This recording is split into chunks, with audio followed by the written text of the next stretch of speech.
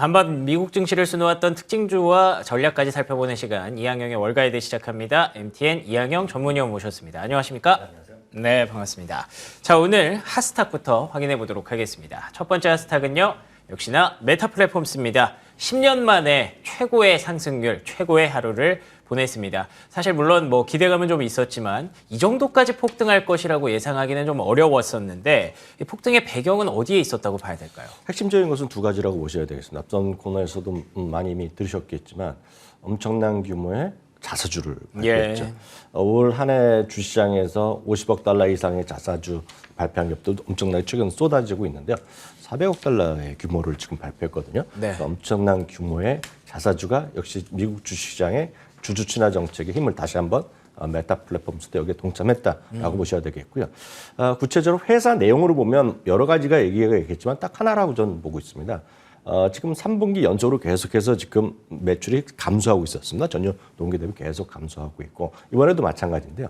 이런 매출의 어떤 감소세가 이번 현재 진행되는 분기가 끝이고 이번에는 잘하면 작년 대비 지금 플러스가 거의 보합을 할 수 있다는 얘기를 했거든요. 예. 바로 그것이 회사에 대한 자신감 그리고 앞으로의 경영은 올해의 화두를 올해는 효율적인 경영을 강조했거든요. 바로 그것이 메타 플랫폼스의 주가의 강세를 견인했다라고 그냥 간단하게 그냥 이해하시면 되겠고요. 네. 그러다 보니 26곳이 최소 투자 의견 업데이트했는데요. 한 곳도 빼놓지 않고 모든 증권사가 목표 주가를 상회한 것도 특이하게 되겠고요. 최소한 3곳은 투자 의견까지 올려놓은 그런 모습이 되겠습니다. 알겠습니다. 26곳 모두 목표 주가를 상향했다라는 이야기 메타에 대해서 투자 심리가 확실히 좀 개선되고 있는 것 같습니다. 자, 두 번째 핫스탁은요, 엘프 뷰티입니다. 미국 G세대가 사랑하는 화장품 브랜드로 알려져 있는데요. 사실 오늘 말고도 계속해서 신고가 영역에 있었기 때문에 주가가 이 정도로 또 급등하기를 기대하기는 쉽지 않았습니다만 리오프닝의 힘이 예상보다 좀 강력했다고 봐야 될까요? 네, 맞습니다. 우리가 이제 실적 시즌이 올해 큰 깜짝 놀랄 것을 별로 못 보여주고 있는데요. 참고적으로 다시 한번 확인되지만 깜짝 실적이라는 거는 10% 이상의 이익을 더 상회한 거로 깜짝 실적으로 얘기하는데요. 예. 지금 이건 10%가 아니라 더블이 났습니다. 지금요. 그러니까 네. 그런 것이 바로 슈퍼 깜짝 실적이라고 얘기하고 있고요. 특히 거기다가 2023년 가이던스까지 상회한 거죠. 아시다시피 엘프 뷰티는 이제 우리나라에서도 파는 곳이 많이 있기 때문에 아시는 분 계실 것 같은데요. 젊은 분들한테 많은 사랑과 관심을 받고 있는 것이 실적으로도 이번에 그대로 드러났다라고 이해하시면 되겠습니다. 알겠습니다. 네, 역시 젊은 분들이 이렇게 좋아한다고 얘기를 많이 들었는데 엘프뷰티 우리나라에도 많이 있으니까 한번 찾아보시면 좋을 것 같고요. 자, 마지막 핫스탁은요, 온라인 테크놀로지입니다. 나도 리오프닝 수혜주다. 치과 교정 업체죠. 그런데 이제 리오프닝하면 이제 또 교정도 많이 좀 신경을 쓰고 특히나 이 투명 교정에 대한 수요가 굉장히 급증을 했다고 합니다. 지난해에는 사실 온라인 테크놀로지는 반대로 주가가 굉장히 안 좋았고 실적도 안 좋았는데 올해 한번 기대해봐도 될까요? 네, 역시 일정 수준 깜짝 실적이 났는데 뭐 슈퍼까지는 아닌데요. 말씀하셨던 대로 팬데믹식의 외출도 잘 안 하는 못하게 한 나라, 뭐 중국 뭐 왕왕 있어요. 네네네. 미국이나 유럽 같은 건 먼저 좀 했지만 그래도 다른 나라 이머징 마켓가나 미국 외 국가에서도 수요가 많이 해야 되는데 작년에는 한 1년 만 동안 주가가 형편없이 떨어졌었는데요. 바로 이제 리오프닝에 따라서 다시 마스크를 벗기 시작하면서 화장품에 대한 수요도 늘어나고 일단 치아 교정에 대한 수요도 늘어납니다. 물론 과거와 같이 독점적 수요의 시장을 갖고 있는 건 아니고요. 우리나라에도 경쟁세가 꽤 있는 거를 알고 있지만 여하튼 이번에도 그런 리오프닝에 대한 수요 역시 뭐 중국이라든가 뭐 일본 전부 다 마찬가지가 되겠는데요.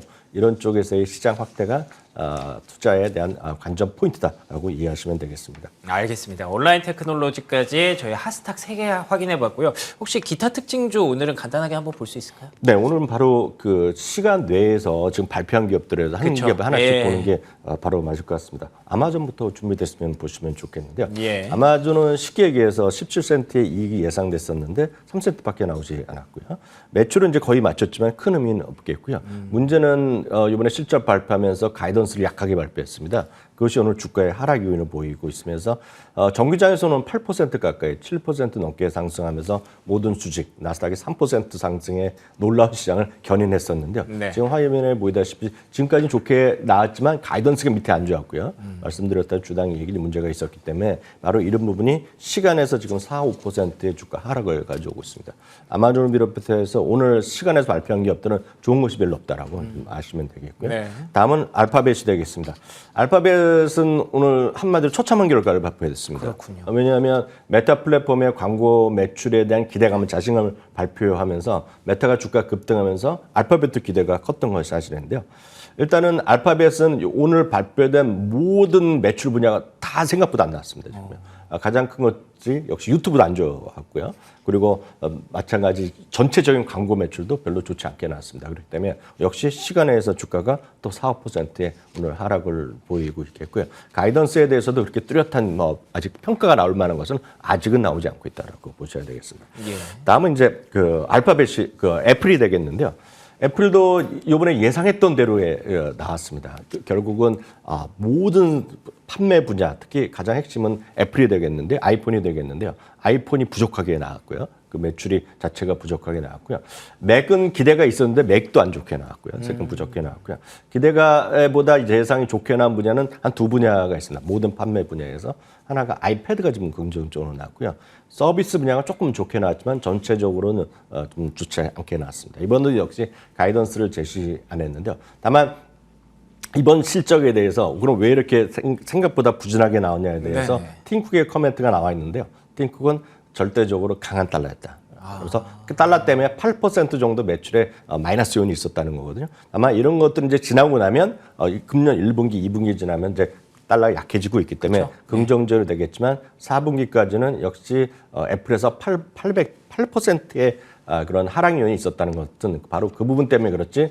팀쿡의 이번에 자신감, 자기는 엄청 잘했는데 좀 그런 환율 때문에 문제가 있었다는 정도로 얘기를 하고 있습니다. 다만 그건 뭐 자신들의 얘기일 뿐이고 오늘 말씀드렸던 빅테크는 정규장과 달리 대부분이 오늘 3에서 많게는 5%까지 지금 하락을 보이고 있고요.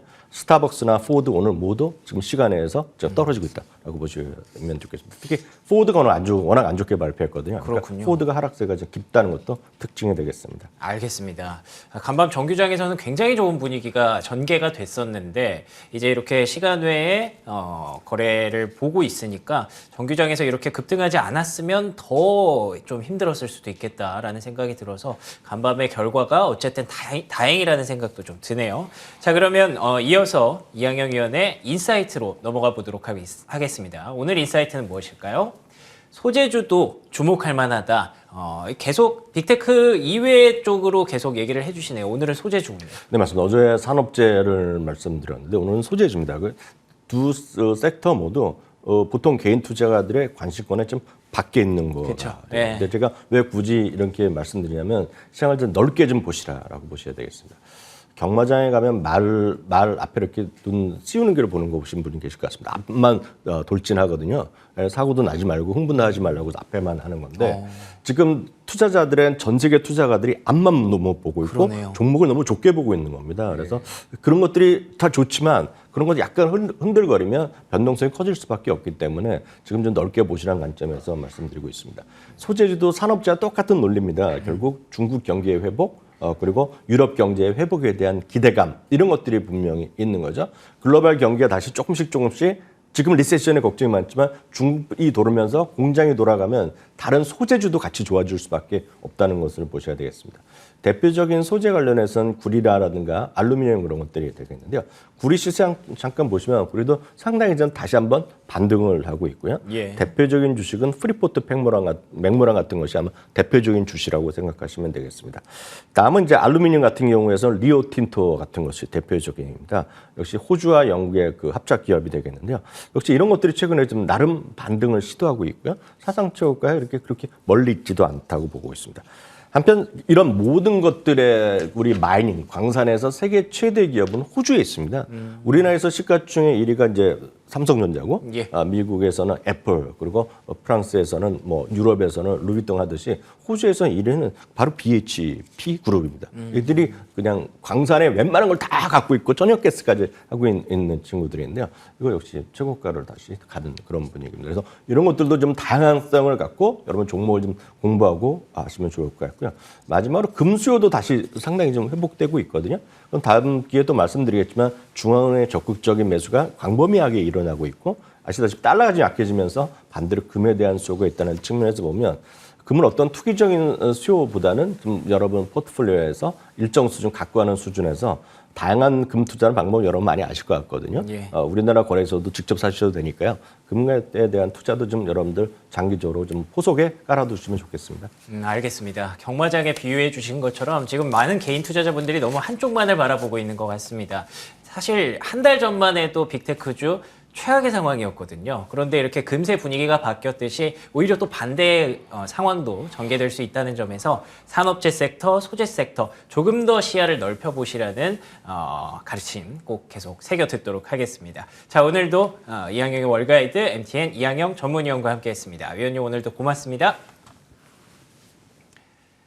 네, 저희 굿모닝 글로벌 오늘 여기서 마무리하도록 하겠습니다. 저희는 다음 주 월요일 새벽 5시 55분에 돌아오도록 하겠습니다. 이어지는 출발 성공 투자 역시 계속해서 저희 MTN과 함께 해주시기 바랍니다. 시청해주신 여러분 고맙습니다.